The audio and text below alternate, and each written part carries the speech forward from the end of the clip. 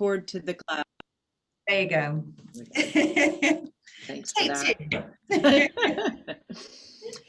Hi, Caroline, and thank you for joining us for World Circular Textiles Day 2021 to report, reflect, and celebrate a year of circularity progress. So you've been very busy driving forward circularity at the British Fashion Council here in the UK. Tell us a bit about the Circular Fashion Ecosystem Project. What is it? How did it come about? And why is it needed? So it came about, we launched our Institute of Positive Fashion back in February 2020 with the ambition of really helping to set a target state for a more sustainable, equitable future for the fashion industry within the UK. And as you can imagine, out of the roundtables that then followed, is it became very clear that there was an ambition for circularity for many within the industry, but quite difficult to create a tangible target state so that you can visualize what you're moving towards. And I think that that's one of the outcomes of the report that we're very pleased with it. So with 8 months of research, working with a steering group, of which of course you were part of, thank you very much for your time and everyone else sat on that steering group.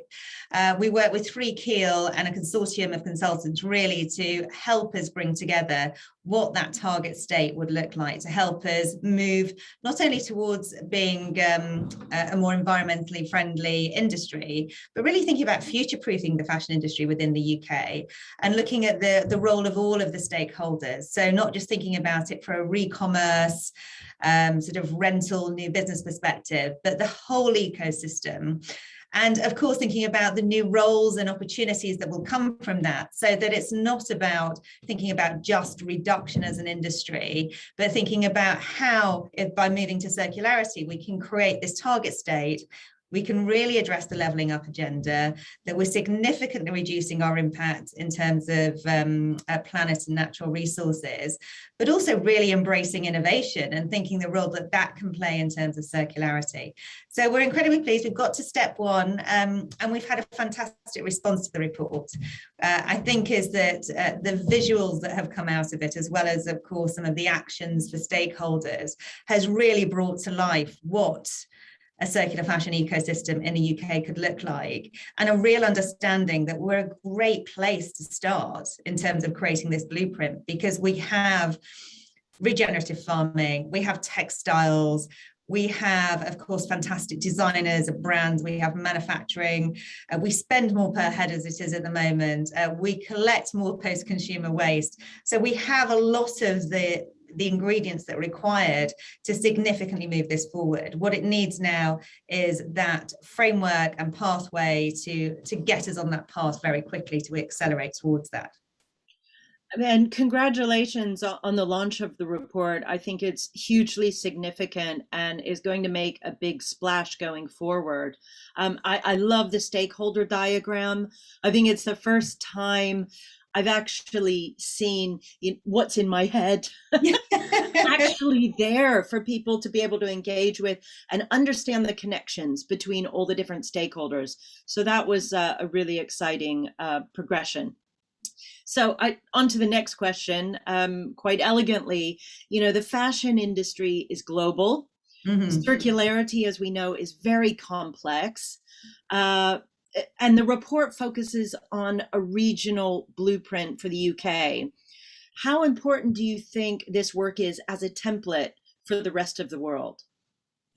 Well, I think if we can get it right within the UK, we have an opportunity to share those learnings with the rest of the world.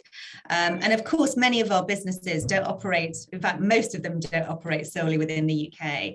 So by them really thinking about becoming circular fashion businesses in themselves, they are going to have to connect with supply chain, whether that's sort of textile manufacturers, retailers, consumers around the world.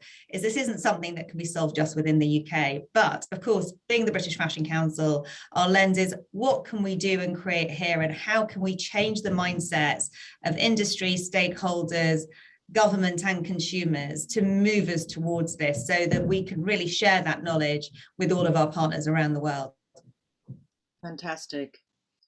And finally, I wanted to ask you, so part of our inspiration for World Circular Textiles Day was the idea that the textiles or that textile circularity is actually very much still in its infancy.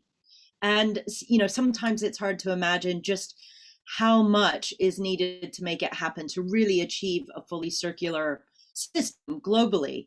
So the stakeholder connections, the logistics, the behavior change, the policy, technologies, all of these things that are needed to keep products and materials in continual circulation aren't even close to being in place yet or connected. How will the CFE project help to accelerate what's needed? And do you think we can fully achieve circularity by 2050 or maybe earlier? I think that's got to be our ambition in terms of goals.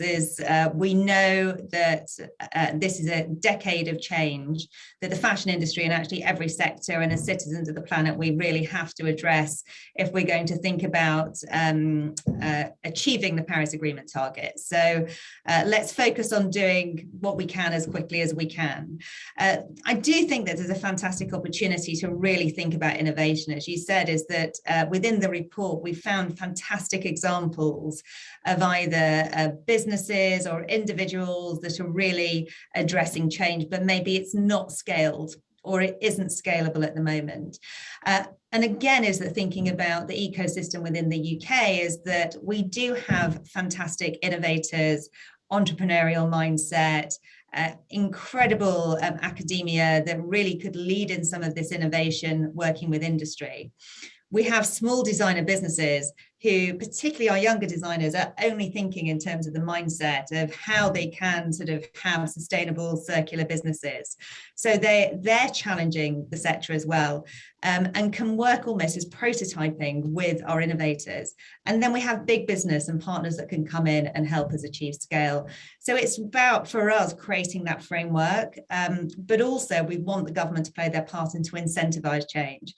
Because with the right kind of incentives, as businesses will be encouraged to go faster than maybe they are through policy.